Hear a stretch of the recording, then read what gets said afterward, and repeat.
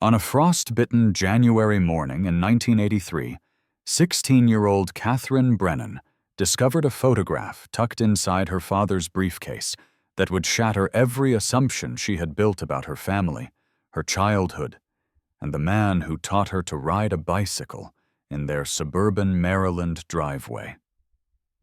The image showed her father shaking hands with a Soviet military officer in what appeared to be a dimly lit restaurant somewhere in Eastern Europe, both men smiling with the casual warmth of old colleagues rather than Cold War adversaries.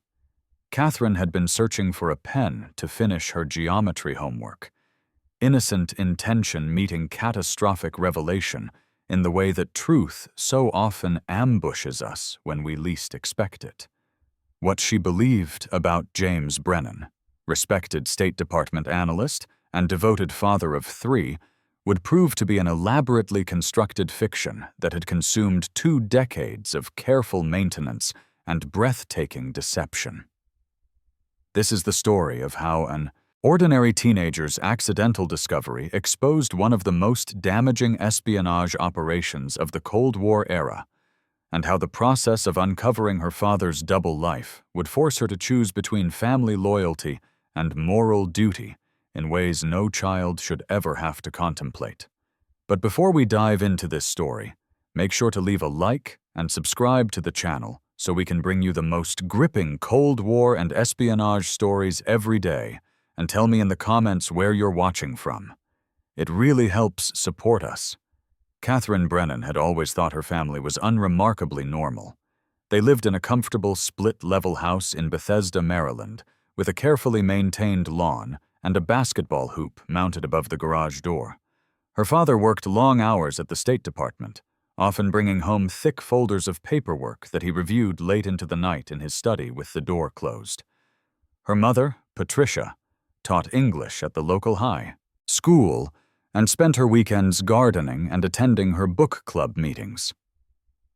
Catherine had 2 younger brothers, Michael, who was 13, and David, who was 10. Both of them consumed by typical adolescent concerns about video games and baseball cards, and the shifting social hierarchies of middle school. The Brennan family attended church most Sundays, hosted barbecues in the summer where neighbors gathered to discuss property taxes and school board elections, and took modest vacations to the Outer Banks, where they rented the same beach cottage every August. They were, by every visible measure, the embodiment of American middle-class stability during the Reagan era, when prosperity seemed ascendant, and the Cold War appeared to be entering its final chapters with the Soviet Union visibly weakening under economic strain and political pressure. But beneath this carefully maintained surface of normalcy existed a reality so fundamentally different that its revelation would seem almost impossible to anyone who knew the Brennans casually. James Brennan was not simply a State Department analyst who specialized in Soviet economic policy, as his business cards indicated, and his colleagues believed. He was a penetration agent, a mole who had been recruited by Soviet intelligence during his graduate studies at Georgetown University in 1962, and who had spent the subsequent 21 years feeding classified information to the KGB, while ascending through the ranks of American diplomatic and intelligence analysis. The recruitment had followed a pattern that Soviet intelligence services had perfected over decades of operations targeting idealistic young Americans during the tumultuous 1960s. James Brennan had been a brilliant student, politically liberal, deeply opposed to what he viewed as American imperialism in Vietnam, and vulnerable to the sophisticated arguments of a visiting Soviet professor who befriended him during a seminar on international relations. The Swartzen professor, whose real name was never revealed to Brennan, had gradually drawn him into conversations about peace, about the moral equivalence of the superpowers, about the possibility of building a more just world order if only enlightened individuals on both sides could work together to overcome the militaristic tendencies of their governments.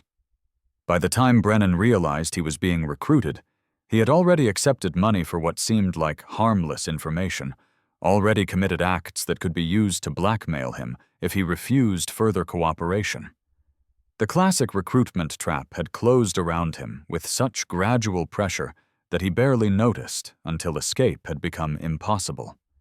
He told himself at first that he was working for peace, that by providing the Soviets with certain information, he was actually preventing misunderstandings that could lead to nuclear war. But as the years passed, and the information he provided grew increasingly sensitive, that rationalization became harder to sustain. He was a spy, plain and simple, betraying his country for a combination of ideological conviction that had long since faded and fear of exposure that had only grown stronger. Catherine knew none of this on that January morning when she entered her father's study looking for a pen.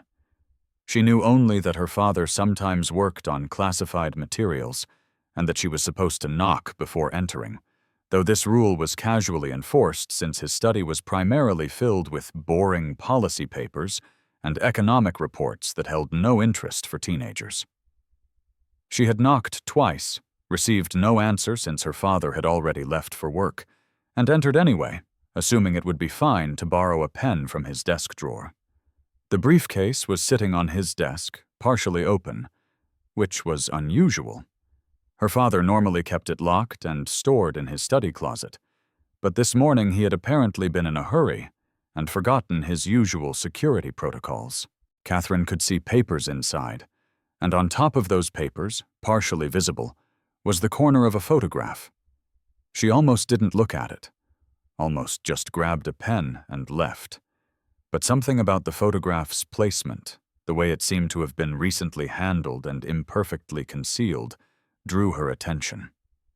She pulled it out and studied it in the gray morning light filtering through the study window. The photograph showed her father, perhaps 10 years younger, but unmistakably him, sitting at a table with two other men. One was the Soviet officer in uniform, his rank insignia visible even in the slightly grainy image. The other was a heavy-set man in civilian clothes, whose face Catherine didn't recognize.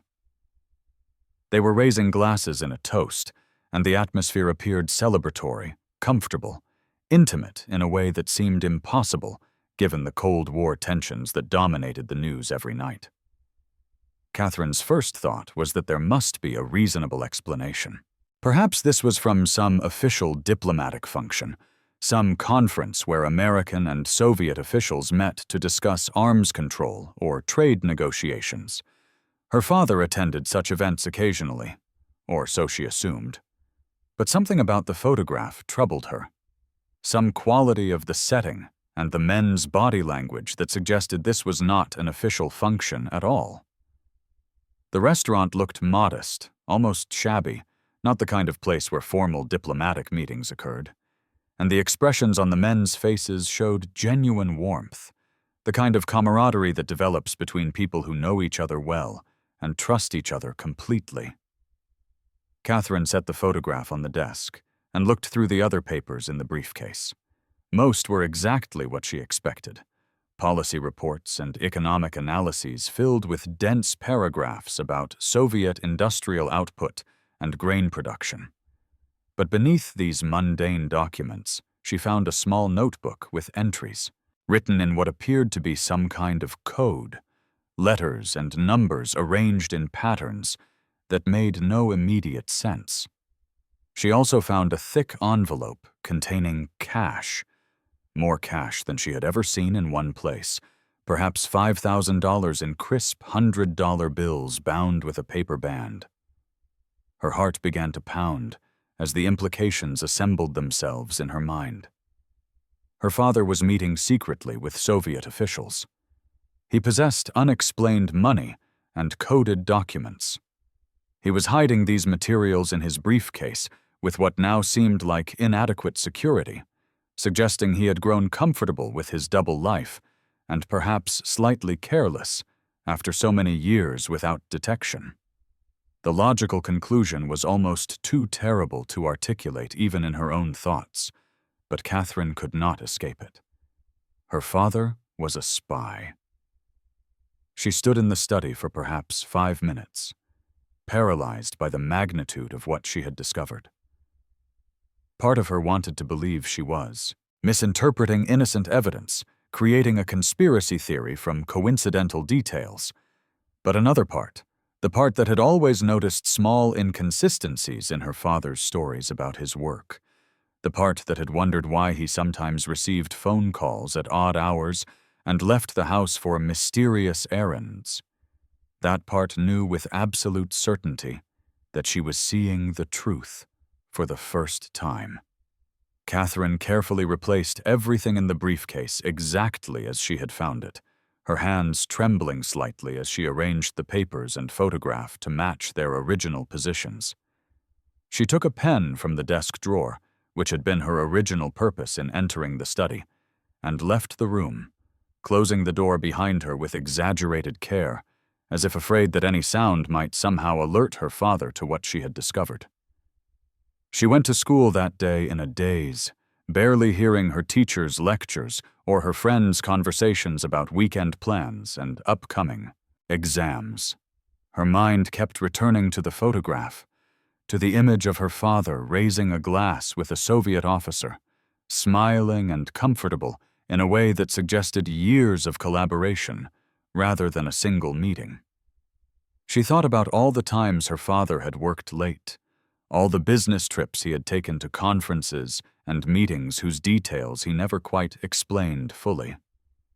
She thought about the way he sometimes seemed distracted at family dinners, his mind clearly elsewhere, even as he made appropriate responses to questions about school and homework and weekend plans. The most disturbing aspect was not simply that her father might be a spy, though that alone was almost incomprehensible. What truly horrified Catherine was the recognition that if he was indeed betraying his country, then everything about their family life was a lie.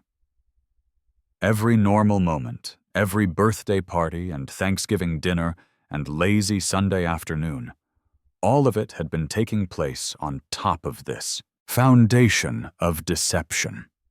Her father had been pretending to be someone he was not, performing the role of loyal American and devoted family man while actually serving a foreign power that American leaders described as an existential threat to freedom and democracy. Catherine considered telling her mother what she had found, but something stopped her. What if her mother already knew? What if Patricia Brennan was complicit in her husband's espionage, aware of his activities and helping to maintain his cover? The thought seemed impossible. Catherine's mother was the most straightforward person she knew, incapable of the kind of sustained deception that would be required to hide such knowledge. But then again, Catherine would have said the same thing about her father until this morning. If James Brennan could successfully maintain a double life for decades, perhaps anyone could. She thought about going to the police or calling the FBI, but she was only 16 years old and the son.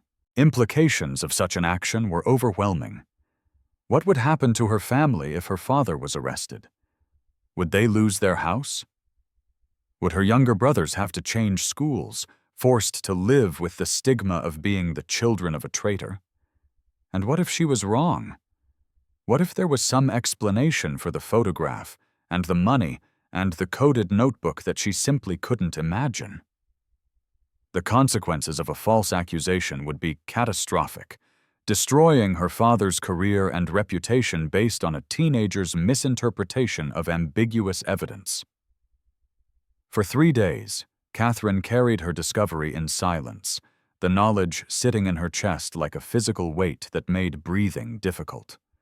She watched her father at dinner, studying his face for signs of guilt or deception. But he appeared exactly as he always had, tired from long days at work, interested in his children's activities, occasionally making dad jokes that earned groans from everyone at the table. The cognitive dissonance was almost unbearable. How could this man who helped her with algebra homework and taught her to drive a stick shift be simultaneously betraying everything their family was supposed to stand for? On the fourth day after her discovery, Catherine's father announced at dinner that he would be traveling to New York the following week for a conference on Soviet economic reforms. He said he would be gone for 3 days, staying at a hotel in Manhattan and attending panels and meetings with other analysts and policy experts. It was the kind of trip he took several times a year, unremarkable in every way, except that now Catherine heard it differently. She heard it as a cover story, an excuse to meet with his Soviet handlers and pass along whatever classified information he had gathered since their last contact. That night, lying awake in her bedroom while her younger brothers slept down the hall, Catherine made a decision. She would follow her father to New York. She would observe his activities during this supposed conference and gather evidence of what he was actually doing. If she found proof that he was meeting with Soviet intelligence officers, then she would take that evidence to the FBI and accept whatever consequences followed. But if the trip proved to be exactly what he claimed, just another boring conference, then perhaps she could convince herself that she had misinterpreted what she had seen in his briefcase, that the photograph had an innocent explanation she simply hadn't considered. The plan was absurd in numerous ways, not least because Catherine had no experience with surveillance or investigation, no resources beyond her modest savings from babysitting, and no reasonable explanation for how a teenage girl could successfully tail a trained intelligence asset through New York City. But she felt compelled to act, driven by a need to know the truth that had become more urgent than any concern for her own safety or the practical obstacles she would face. She told her mother she had been invited to spend the weekend with her friend Sarah, whose family lived in Philadelphia. This was a plausible lie, since Catherine and Sarah had been close friends since elementary school, and such visits occurred several times a year. Patricia Brennan agreed without suspicion, reminding Catherine to call when she arrived and to thank Sarah's parents for their hospitality.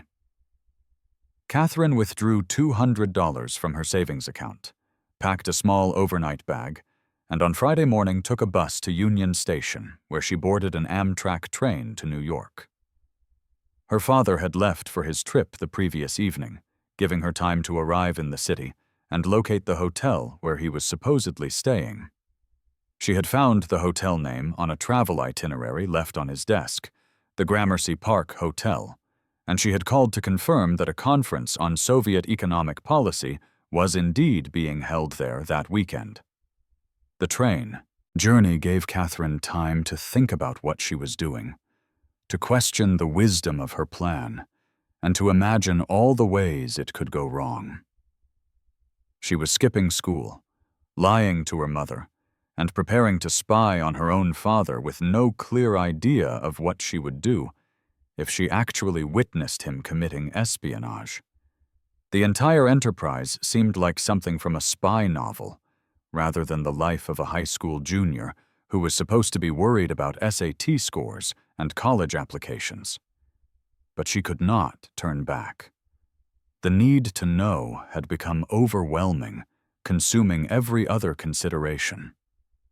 She arrived at Penn Station in early afternoon, took the subway to Gramercy Park, and found the hotel without difficulty.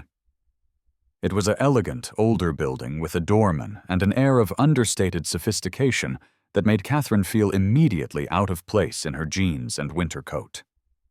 She positioned herself in a coffee shop across the street where she could watch the hotel entrance, and waited. For 2 hours, nothing happened except the normal flow of guests and staff moving in and out of the lobby. Catherine began to feel foolish, convinced that her father was probably sitting in a conference room listening to presentations about grain production statistics while she wasted her money and time on a paranoid fantasy.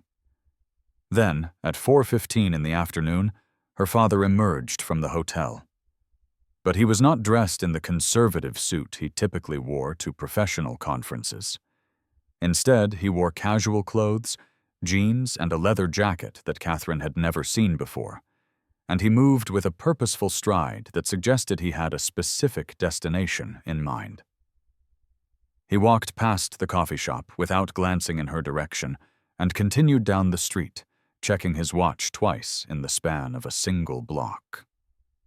Catherine waited 30 seconds, then followed, staying far enough back that she would not be noticed, but close enough to keep him in sight. She had no training in surveillance techniques, but she relied on the crowds of Manhattan pedestrians to provide cover, ducking behind other people whenever her father turned to check for followers. He walked for 15 minutes, taking a route that seemed designed to detect surveillance, doubling back twice and stopping to look in shop windows where he could observe the street behind him in the reflection. Catherine recognized these moves from spy movies, though seeing her father execute them in reality made her stomach clench with dread. No one attending a legitimate conference would take such precautions against being followed. Eventually, her father entered a small Russian restaurant in the East Village, a modest establishment with Cyrillic lettering on the window and faded curtains that obscured the interior. Catherine found a position across the street where she could watch the entrance without being too obvious.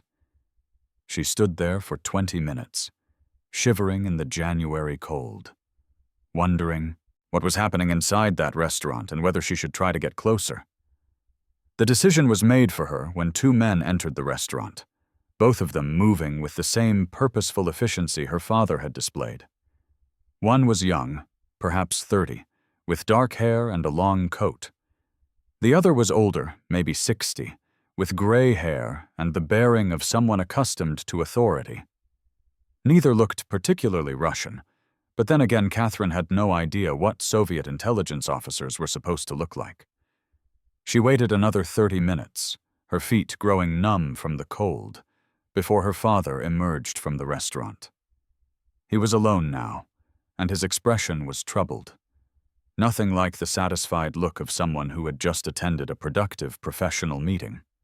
He walked back toward his hotel using a different route, and Catherine followed at a greater distance, no longer caring if he spotted her because she had already seen enough to confirm her worst suspicions. That night, Catherine sat in a cheap hotel room near Times Square, the only place she could afford with her limited money, and tried to decide what to do with what she had witnessed. She had seen her father take counter-surveillance measures and meet with unidentified men in a location that had nothing to do with any legitimate conference. It was not absolute proof of espionage, not the kind of evidence that would hold up in court, but it was enough to confirm what the photograph had suggested. Her father was engaged in covert activities that he was hiding from his family and his employers. She spent the night staring at the water-stained ceiling of her hotel room, listening to the sounds of the city filtering through thin walls, and thinking about what she had to do next. In the morning, she would return to Washington. She would find the phone number for the Federal Bureau of Investigation's Washington field office, and she would make the call that would destroy her family but potentially save whatever her father had been compromising through his espionage. The decision felt simultaneously impossible and inevitable. Catherine loved her father, loved him with the uncomplicated devotion that children feel for parents who have been kind and present and supportive. But she also understood, with a clarity that surprised her, that what he was doing was wrong in a way that transcended family loyalty. He was betraying the country that had given him opportunities and freedom. He was putting at risk the people who trusted him with classified information. He was lying to his wife and children, forcing them to live inside a fiction of his construction. Catherine returned to Washington on Saturday afternoon and called the FBI from a payphone outside Union Station. She told the agent who answered that she had information about possible espionage activity and needed to speak with someone from counterintelligence. There was a pause, then questions about her, name and age and the nature of her information. When she mentioned that the suspected individual worked for the State Department, the tone of the conversation changed immediately. They asked her to come to the field office right away.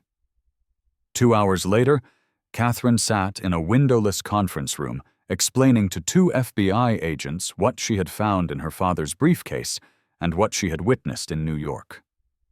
The agents were Special Agent Frank Morrison, a man in his 40s with tired eyes that suggested he had heard many troubling stories, and Special Agent Lisa Chen, younger and more intense, who took detailed notes while Catherine spoke. They listened without interrupting, occasionally asking clarifying questions about dates and times and specific details. When Catherine finished, Morrison leaned back in his chair and looked at her with an expression that mixed sympathy and professional assessment. "Miss Brennan," he said quietly, "what you have told us is very serious. If your father is indeed engaged in espionage, then this is obviously a matter of national security.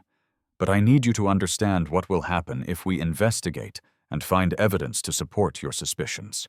Your father would be arrested and charged with crimes that carry extremely severe penalties. Your family would be thrust into a very difficult situation. Your life would change in ways that would be permanently difficult. Are you certain you want to proceed with this?" Catherine felt tears burning in her eyes, but forced them back. "I don't want any of this," she said, her voice barely above a whisper. "I wish I had never found that photograph. I wish I could go back to believing my father was just a boring State Department analyst. But I can't unknow what I know. And if he's really betraying our country, if he's really giving classified information to the Soviets, then someone has to stop him, even if that someone has to be me." Chen looked up from her notes. "Catherine, did you tell anyone else about what you discovered? Your mother? Friends? Anyone at all?" "No," Catherine said. "Just you. I was afraid that if I told my mother, she might warn him. And I couldn't tell my friends, because they would think I was crazy, or they would tell their parents, who would tell other people. I had to keep it secret until I could bring it to someone who could actually investigate properly." Morrison nodded slowly. "You did the right thing. I know this doesn't feel like the right thing, but you did.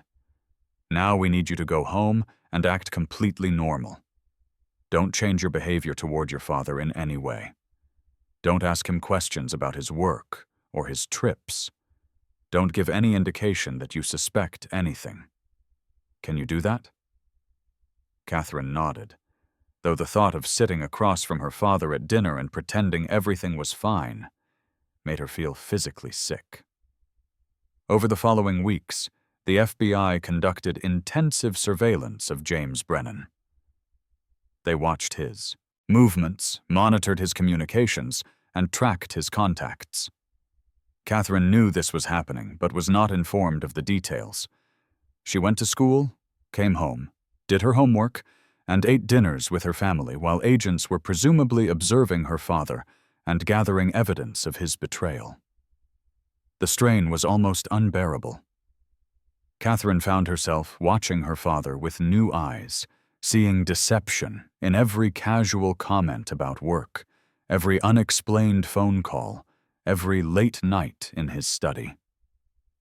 She wondered how her mother could not notice that something was wrong, how Patricia Brennan could continue living her normal life while her daughter carried this terrible secret. But Catherine had promised the FBI agents that she would tell no one. And she kept that promise, even though it isolated her completely. 6 weeks after Catherine's initial contact with the FBI, on a cold March morning when the last snow of winter was melting into gray slush, federal agents arrested James Brennan as he left for work. Catherine watched from her bedroom window as her father was handcuffed and placed in an unmarked car while other agents entered their house with a search warrant. Her mother's screams from downstairs were the sound of her world ending, the sound of 20 years of marriage revealed as a foundation built on lies. The agents found everything they needed in James Brennan's study. The coded notebooks, additional photographs, copies of classified documents he had been preparing to pass to his handlers, and a detailed record of meetings spanning 2 decades. The evidence was overwhelming and incontrovertible. James Brennan was not just a casual source of information. He was a highly placed penetration agent who had compromised countless operations and provided the Soviets with invaluable insights into American intelligence analysis and diplomatic strategy. The aftermath was exactly as Agent Morrison had warned. The media descended on their house like a swarm of locusts, cameras and reporters shouting questions whenever anyone appeared at the door. Catherine's younger brothers were pulled from school to protect them from harassment. Patricia Brennan collapsed into a depression so profound that she required hospitalization. And Catherine herself became simultaneously the daughter of a traitor and the patriot who had turned him in, viewed with a mixture of sympathy and suspicion by people who could not quite decide whether to admire her courage or condemn her for betraying her father. James Brennan was tried and convicted of espionage. During the trial, Catherine was called to testify about finding the photograph and following her father to New York. She sat in the witness box and answered questions while her father watched from the defense table, his expression unreadable. They made eye contact only once, a moment that lasted perhaps 3 seconds, but contained entire universes of pain and regret and betrayed trust. Her father received a sentence of 35 years in federal prison. He would be eligible for parole in 2003, when Catherine would be 36 years old, possibly with children of her own who would grow up knowing their grandfather only as the traitor imprisoned for selling American secrets to the Soviet Union. The years that followed were characterized by a strange mixture of notoriety and anonymity. The Brennan family moved to a different state, changed their name legally, and tried to rebuild their lives away from the media attention and the judgmental stares of neighbors who recognized them from news reports. Catherine attended college under her new name, studied psychology in an attempt to understand the motivations that could drive someone to betray everything they were supposed to value, and eventually became a therapist specializing in helping families cope with trauma and betrayal. She never visited her father in prison. The FBI had offered to facilitate contact if she wanted it, but Catherine could not bring herself to face the man who had lied to her for 16 years, who had used her and her brothers and her mother as cover for his espionage activities, who had valued his relationship with Soviet intelligence more than his relationship with his own children. But she thought about him constantly, especially in quiet moments when the complexities of what had happened could be examined without the distorting pressure of immediate emotion. She thought about the young graduate student who had been recruited by a Soviet professor, about how idealism could be weaponized and turned into betrayal. She thought about the years of lies, about how her father had sustained his double life through what must have been enormous psychological strain. She thought about whether he had ever truly loved his family, or whether they had simply been props in his elaborate cover story. Most of all, she thought about the morning she had found that photograph and the choice she had, made to pursue the truth rather than protect her comfortable ignorance. People often told her that she had been brave, that turning in her father had required remarkable courage and patriotism. But Catherine never felt brave. She felt like someone who had been forced to make an impossible choice between equally devastating options, someone who had chosen the path that destroyed her family in service of a larger principle she barely understood at 16 years old. In 1991, when the Soviet Union collapsed and the Cold War officially ended, Catherine allowed herself to wonder whether her father's espionage had actually accomplished anything meaningful, or whether he had sacrificed everything for an ideology that was already dying when he committed his betrayals. The Soviet economic system that he had spent decades trying to understand and support had proven fundamentally unsustainable. The empire he had served had crumbled not from external pressure, but from internal contradictions that no amount of stolen Western intelligence could overcome. Her father had destroyed his life and his family for nothing, or for something so transient that its collapse came before he would ever be eligible for parole. There was a terrible irony in that realization, a sense that the entire tragedy had been pointless, that if he had simply remained a loyal American analyst, he could have watched the Soviet Union collapse from the comfort of his State Department office, surrounded by his family, his reputation intact. Catherine eventually married and had 2 children of her own, a daughter and a son who knew their grandfather only as someone who had made terrible choices and paid a terrible price. She told them the story when they were old enough to understand complexity and moral ambiguity, when they could grasp that people were rarely entirely good or entirely evil, that even someone who had committed treason might also have been a father who helped with homework and attended school, plays and tried, in his own confused way, to make the world better. The photograph that had started everything, the image of her father raising a glass with Soviet officers, remained locked in an FBI evidence file somewhere in Washington. Catherine had seen it only that one time, the morning her comfortable teenage world had shattered. But the image was burned into her memory with perfect clarity, a snapshot of betrayal that represented the moment when suspicion became certainty, when childhood innocence encountered adult deception. Years later, long after the headlines had faded and the Brennan case had become a footnote in Cold War espionage history, Catherine received a letter from her father. It had been forwarded through her lawyer, the return address showing the federal prison where James Brennan was serving his sentence. She held the unopened envelope for 3 days, debating whether to read it or simply burn it unread.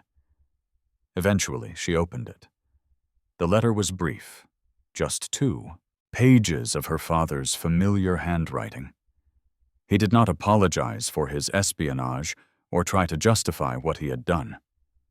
Instead, he wrote about how proud he was of her, how the courage she had shown at 16 years old had been remarkable even though it had destroyed him. He wrote that he understood why she could never visit, why she had chosen to cut him completely from her life. He wrote that he loved her and always had, that nothing he had done for Soviet intelligence had been more important than his family, even though his actions had suggested otherwise. The letter concluded with a single sentence that Catherine would remember for the rest of her life. "You chose truth over comfort, and that is the hardest choice anyone can make." Catherine read the letter once, then filed it away in a drawer where she kept other documents from that terrible year, things she could not bring herself to destroy, but also could not bear to look at regularly. She never responded to her father's letter. What could she say that would not simply reopen wounds that time had barely begun to heal? The story of Catherine Brennan and her father's espionage became one of those Cold War tales that intelligence professionals studied in training courses and historians included in books about Soviet penetration of American institutions. But for Catherine, it was never a story. It was her life. The central trauma that shaped everything that came after, the moment when she learned that the people we trust most completely can be hiding the most devastating secrets. she never regretted turning in her father. Even in her darkest moments, when the weight of what she had done pressed down with crushing force, she knew that she had made the only choice her conscience would allow. But she also never escaped the knowledge that her choice had destroyed her family, had condemned her younger brothers to growing up with the stigma of being the traitor's sons, had driven her mother into a depression from which she never fully recovered. There were no winners in the Brennan case, no clear heroes or villains, despite how the media tried to frame the narrative. There was only a teenage girl who had stumbled across a terrible truth and made an impossible choice, and a father who had betrayed everything he was supposed to value for reasons that seemed increasingly incomprehensible as the ideology he served collapsed into history. And that concludes our story. If you made it this far, please share your thoughts in the comments. Don't forget to subscribe for more incredible stories and check out the video on screen. I'm sure you'll enjoy it. See you next time.